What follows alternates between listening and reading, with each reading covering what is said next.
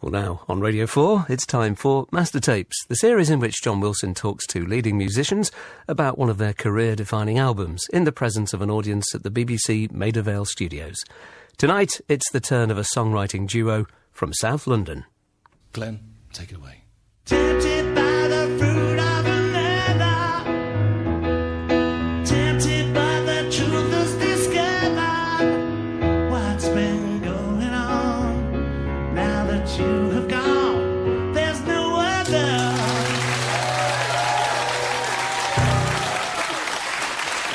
Welcome to Mastertapes and to Glenn Tilbrook and Chris Difford of Squeeze, live for our audience here at the BBC Maida Vale studios. Chris and Glenn are here to talk and play their way back to 1981 and the making of what's widely regarded as Squeeze's finest album, East Side Story, which included the singles Is That Love, Labelled With Love and Tempted.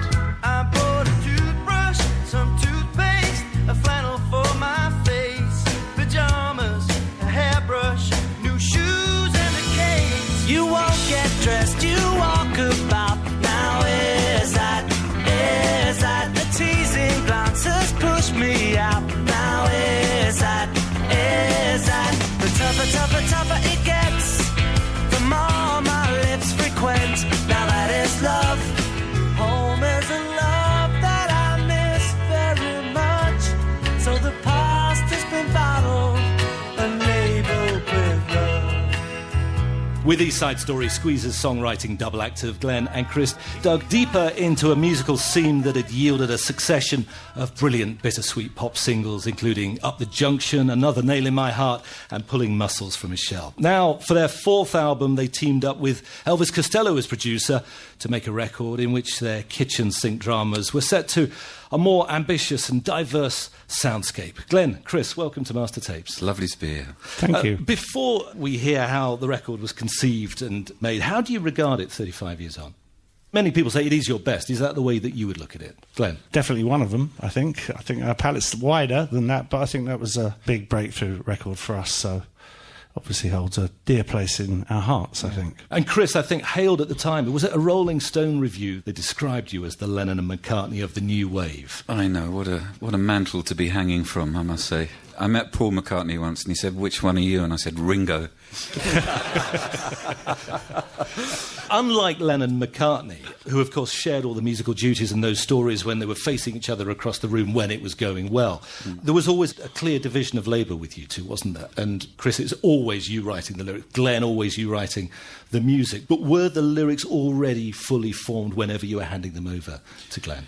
They were in those days, yeah. And, you know, when we went in to record with Elvis, being such a huge fan of his, it was a high bar to reach for, you know, because he's such a wonderful lyricist.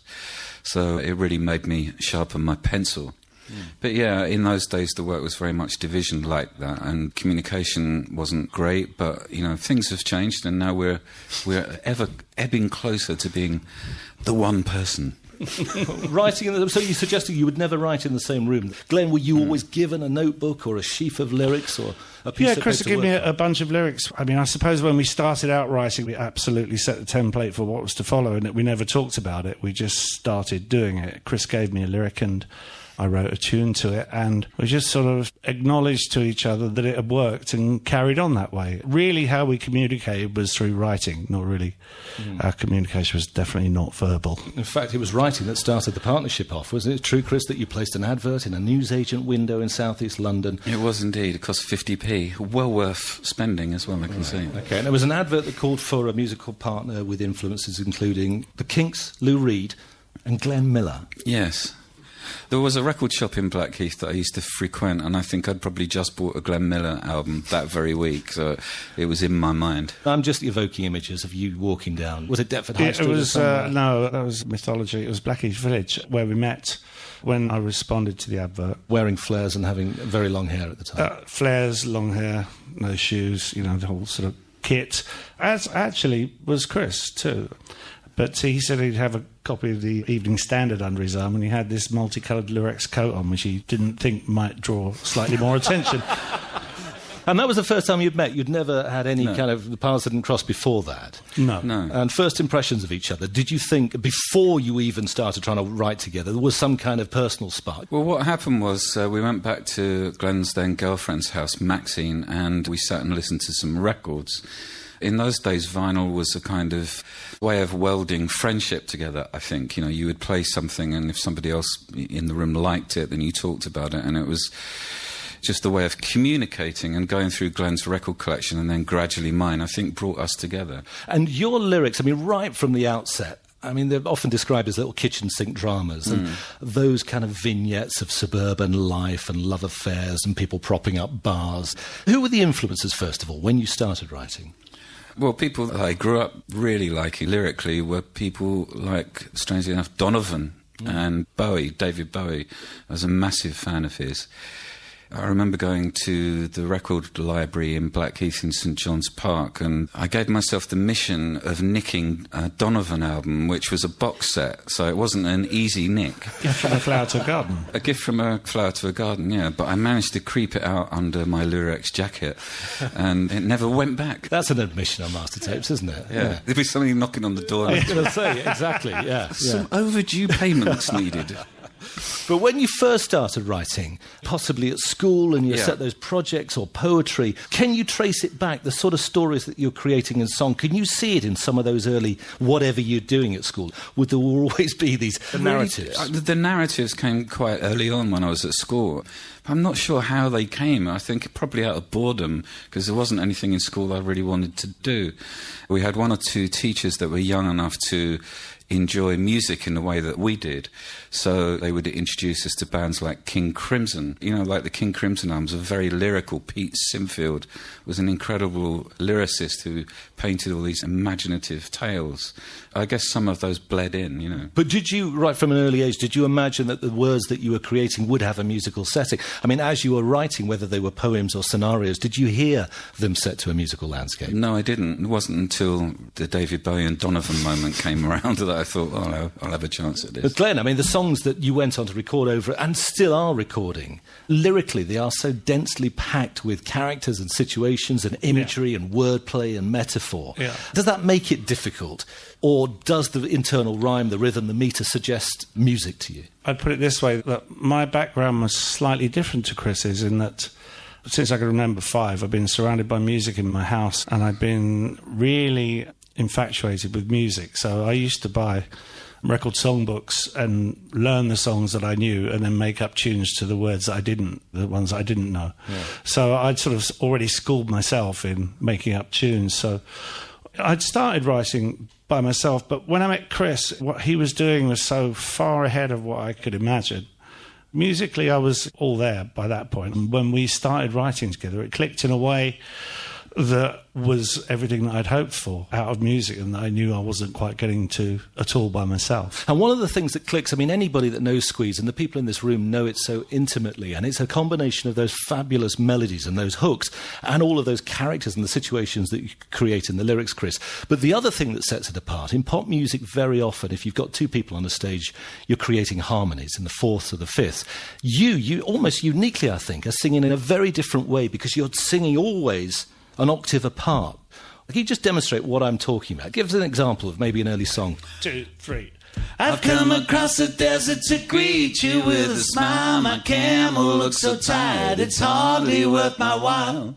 There you go. There you go. Which is a burst of Take Me, I'm Yours. But that way of singing, when you sat down in a room together, and of course you're first checking each other out, is that the sound that you heard first of all? I think I found it difficult to harmonise. I couldn't imagine what harmony was. I just had this voice. I've had this voice for the whole of my life. And in fact, on the new album, Cradle to the Grave, it's the first time I've ever sang in a harmony. And, you know, I'm beginning to enjoy that. It takes a lot of understanding in the brain, but when Glenn and I first started singing together, this was my voice and Glenn's was the higher voice. Because they complement each other brilliantly, because the higher voice and the lower voice. That must have been something that you recognised was different, that set you apart from people. Or do you not analyse it at the time? Hey, we're different. Octave, we've got to keep at it. Because we didn't. We'd do it every now and then. Yeah. Then we'd go off and sing different things, and Chris would do Call for Cats. I think in time we recognised that was a thing that was unique to us. And you'd had a succession of singles. I mean, East Side Story, the album that we're talking about in this edition of Mastertapes, it is the fourth album. You've been around for a while. There'd been a certain level of success. And you were known for a certain kind of sound. Did you go into the studio, having done a lot of those singles, starting with Take Me, I'm Yours, and Pulling Muscles from a Shell, and Another Nail in My Heart, that sort of thing, Call for Cats, Up the Junction, and think, we've got to broaden the sound, we've got to do something different? Or do you just musically get itchy feet after a while? I think that what happens is that as a band, our first album was produced by John Cale, and that was an experimental album. He threw out all our songs and told us to write other ones. And it was, in a sense, we made our first record for him, and it didn't bear much relation to how we actually were. And then the two albums after that, Call for Cats and Argy Bargy, they're like brother and sister albums. They're pretty much us getting all our pop music out. And by the time that we made East Side Story, our writing had always been very diverse, but we tried to keep it inside some sort of limits.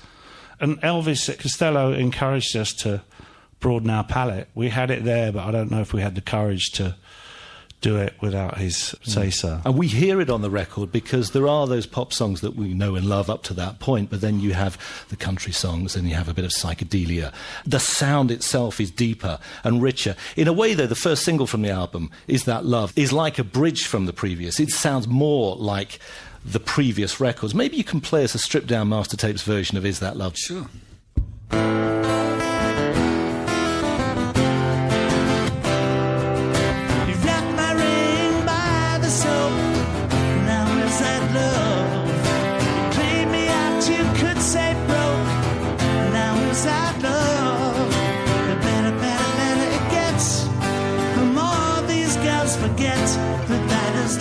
It's a lyric which starts with the equivalent, I think, of the establishing shot in a film, when it zooms in and you've left the ring by the soap. And it's so suggestive and it takes you to a place. Do songs often start with an image like that? They can do, yeah. But when I hear the first line of that song, I go completely back to that bathroom. I can see it in my head. It was in Crooms Hill. It was a place where Glenn and I used to live, and it was in the top flat. And I walked in one day and I saw a wedding ring sitting on a bar of soap, and I thought, well, it's come to this, is it? Been cleaned out. Wow. Beat me up with your letters, your walkout notes. Funny how you still find me right here at home. Legs up with a book and a drink. Now is that love that's making you think?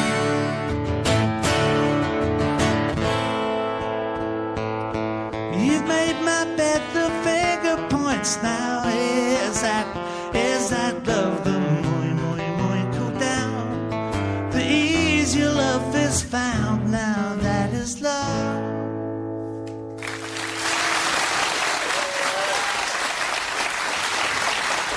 Wonderful. Glenn Tilbrook and Chris Difford of Squeeze playing Is That Love live here at the BBC Maida Vale studios. And by the way, you can hear full versions of all the songs played live on Mastertape sessions if you head to our website via the Radio 4 homepage. Chris, I mean, I described your songs earlier as like kitchen sink dramas, but very often they are bathroom dramas, aren't they? It's not just that one. Bathroom dramas, right? Yeah, I mean, think about Tempted. I bought a toothbrush, some toothpaste, a flannel for my face. Yeah. You're back there in front of the mirror again, aren't you? I am, yeah. Well, it's a nice place to be. Another song on the album, Piccadilly, there's a protagonist who's sitting there with a towel and a hairdryer. Time and again, there are these sort of domestic situations. Involving cleanliness. Involving cleanliness, soap, towels, and a bathroom mirror. It's very odd. Yeah. Oh. In fact, you know what? There's another one. Look here. Mumbo Jumbo starts with the line about eyebrows plucked, toenails cut. I'm glad I came. Found out more about myself than I knew. It's not always about bathrooms and bedrooms. I mean, very often there's a protagonist sitting in front of the telly or propping up the bar. Well, you've got to start somewhere, haven't you, I guess, for ideas. It's always clean, though.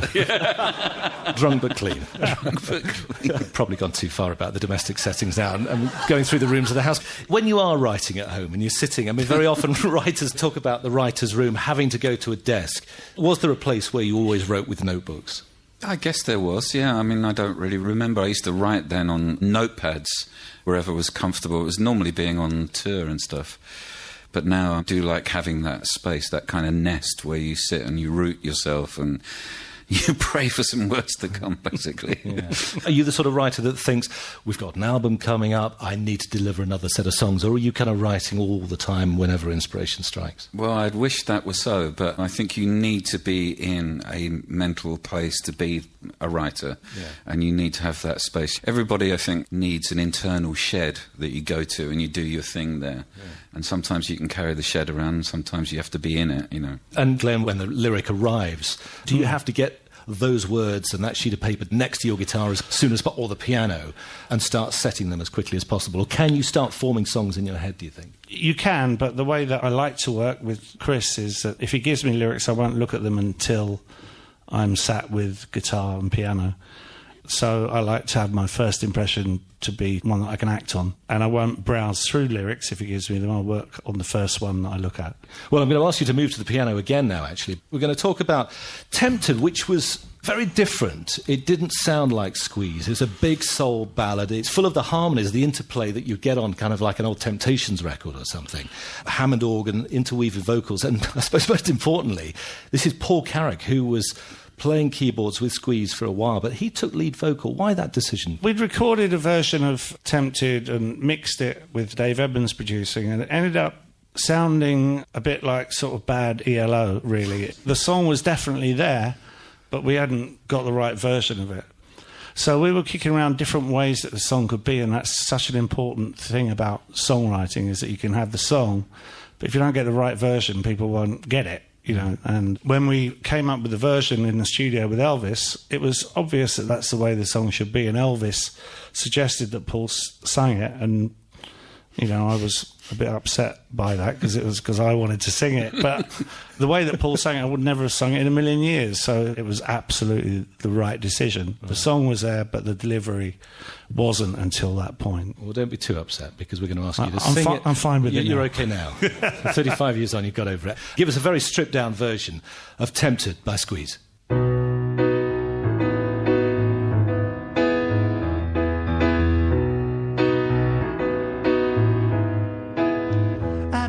Toothbrush, some toothpaste, a flannel for my face, pajamas, a hairbrush, new shoes and a case.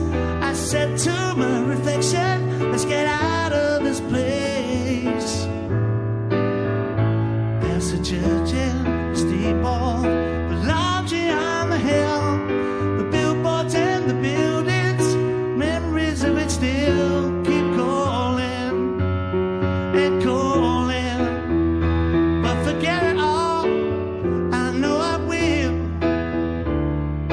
Tempted by the fruit of another, tempted by the truth is discovered.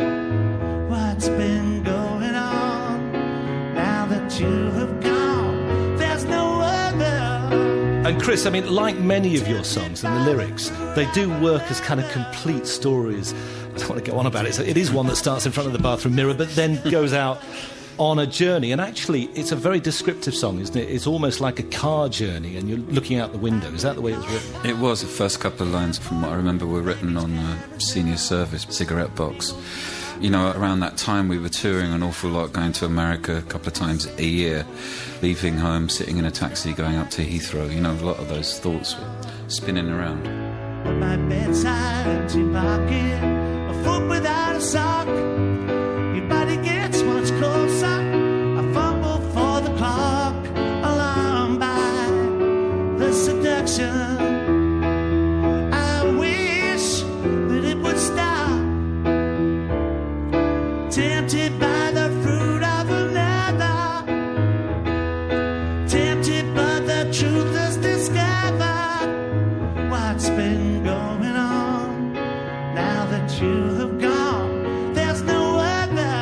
Glenn, have there ever been times when you've been presented with the lyric and you've suggested changes just because the words don't flow properly, they don't work with a certain chord that you've come up with? Or are they sacrosanct? You know, at this time, I really wouldn't have changed anything of what Chris is giving me. The descriptions are so great, and when I read the lyric to Tempted, I knew the journey that Chris is describing, and I got the first part of the tune, and it took me a week to finish the song. It was really frustrating, but I knew it was an important song. And that's a long time to write a song, is it? It can be longer. You know, I'm a great believer in that inspiration is fantastic when it happens, but you can work on stuff and it'll happen too. What's been going on now that you have gone? There's no other. Tempted by the fruit of another. Tempted but the truth is discovered. I've been tempted by the fruit of another. Tempted but the truth is discovered. Tempted by the fruit of another. Tempted but the truth is discovered. What's been going on?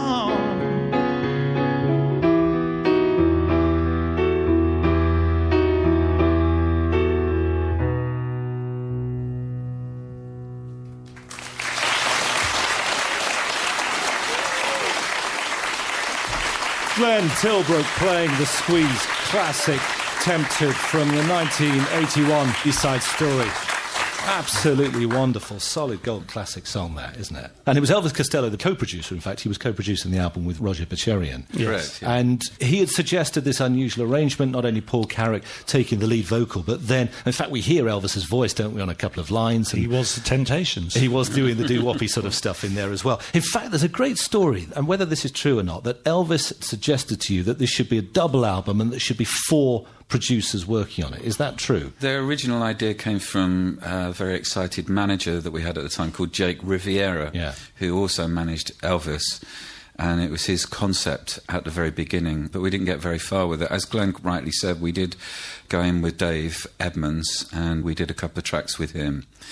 And we did a couple of tracks with Nick, but spent most of the time in the pub. This is Nick Lowe. So the original idea was Elvis produced one side of the record, Dave Edmunds produced another, and Nick Lowe, and then Paul McCartney was going to do the other one. I mean, a highfalutin idea, I would imagine. In fact, there is one Dave Edmunds. The opening track of the album, In Quintessence, that was produced by Dave Edmunds. That's right, yeah, that was the first thing we did. Before Paul joined, in fact. Not McCartney. Carrick. Did McCartney ever get the phone call, or was that an idea that started in a pub and didn't get much further? I haven't got a clue, I really don't. I mean, it was a great idea for a vinyl album, but, you know, getting the whole thing sewn together was never going to work, I don't think. The musical diversity of the album, and we talk about In Quintessence, which is the first song and is a very sort of driven pop song, and Tempted, as we've heard. Labelled with Love, again, it's a musical curveball as far as Squeeze is concerned. It's a country and western song. Musically, Glenn, where did that come from? And again, is that the influence of Elvis Costello, who, of course, had been working in that sort of field around that time? We'd sort of spent a bit of time hanging about with Elvis, and he was very much into country at the time. And at that point, I think the connection that we made is that a lot of country songs are working class scenarios, and that's what we do. Musically, it's something that really struck a chord. But having said that, when we wrote Labelled with Love, I don't think I was even going to play it to Elvis. I was looking for another song on a cassette full of songs that we had, and it stopped on Labelled with Love, and Elvis said, well, what's that? I said, well, that's not the one that we're going to do now. And he said, let's hear that, which turned into Let's Do That. So, you know, I credit him with giving us the courage to do that. And I guess, Chris, another song that starts with the lyric, and in fact, another song that starts with a filmic... No, it's a filmic close-up, though, isn't it? She unscrews the top of a new whiskey bottle. Yes. And the woman the protagonist of this song, and it really is quite a tragic scenario. She's broken down, shambling, stumbling round, but we know her backstory in the course of the song, and she'd married the Texan, she'd gone off with the airman, returned to Britain, and it all goes wrong. It is a country and western scenario in a way, but a very English treatment of that. Yeah, well, it was inspired by looking at photographic books, and I chanced upon Henry Cartier-Bresson book, And there was this photograph of this woman, such a beautiful photograph of this woman sitting in a bar in Paris. Just the amount of information that was in her face made me think, I wonder who that person is, you know. That inspired it. But it's like a little play for today. Have you ever considered writing screenplays or even, you know, working these scenarios up into a different kind of format in a visual way? Well, yeah, I mean, it would be lovely to have the opportunity to do that sort of thing. Glenn and I had a musical called Label with Love, in actual fact, that ran for 3 months in a South London theatre. And it's something that's quite dear to us both, but it takes time, it takes effort, and, you know... We can't be asked. We can't be asked, yeah. And we haven't got any money, basically. But as Glenn said, you know, we were sort of listening to country music then, and it was great just to sort of listen to all those George Jones songs. So you were tapping in. That wasn't just Elvis saying, we're going to really push it again in a different way, we're going to surprise people. You actually identified musically with that style at the time. Oh, absolutely. Since that point, I've always loved country music. It's one of the biggest influences on me. There's a seam of songwriting that's run throughout, emanating mainly from Nashville, that's really super smart and aware of the importance of stories, and they're, you know, really gifted people. Well, you're going to play us out with a version of Label with Love, but that's it for now. There'll be more music and memories in the second part of this edition of Mastertapes, when we'll hear more about Squeeze, East Side Story and beyond, and we'll have questions from our studio audience here at Maida Vale. But for now, my thanks to Chris Difford and Glenn Tilbrook. Thank you. Thank you. Head to the Mastertapes pages on the Radio 4 website to listen again or download this and previous editions of the programme. There are full versions of all the songs played live here at Maida Vale, including this one from Glenn and Chris, playing the Squeeze classic, Label with Love.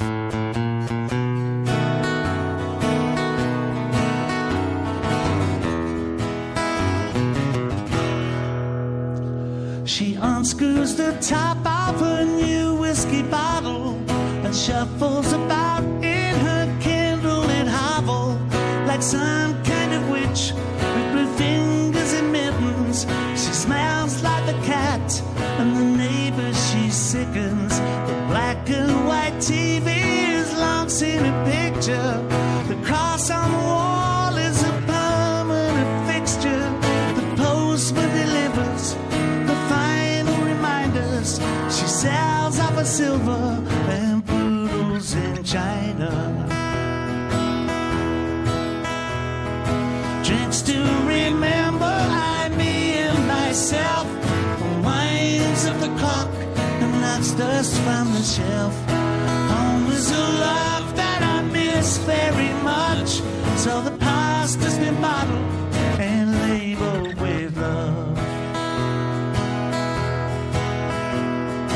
During the wartime, an American pilot made every aerated time of excitement. So she moved to his prairie and married the Texan. She learned from a distance how love was a lesson. He became drinker and she became mother. She knew that one day she'd be one or the other. He ate himself old and drunk himself dizzy. Proud of her features, she kept herself pretty. Mastertapes was presented by John Wilson. The producer was Paul Cobrack. And that second part is tomorrow afternoon at 3:30 here on Radio 4.